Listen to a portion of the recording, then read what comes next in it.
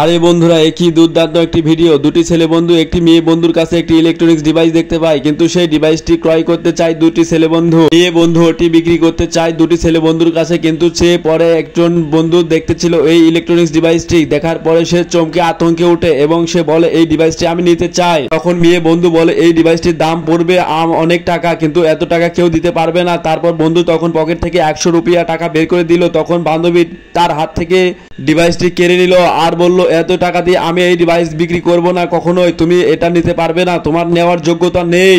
তারপর সেই ছেলে বন্ধু যখন চলে যায় তখন তার পাশে আরেকজন বন্ধু বসে এবং তারপর তার সাথে খুশ গল্প করে এবং তাকে বলে আমি 500 রুপিয়া টাকা দিব। কিছুক্ষণ পর সে দৌড়ে যায় 500 টাকা নিয়ে এসে তার বান্ধবীকে বলে এবার আমাকে দাও, আমি অনেক টাকা দিয়েছি, তোমাকে 500 রুপিয়া দিয়েছি।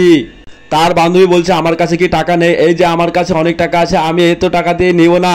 বন্ধুরা, ভিডিওটি ভালো লাগলে অবশ্যই লাইক কমেন্ট এবং সাবস্ক্রাইব করবে। তারপর তার বন্ধু অনেকগুলো টাকা নিয়ে এসে তাকে দেয় এবং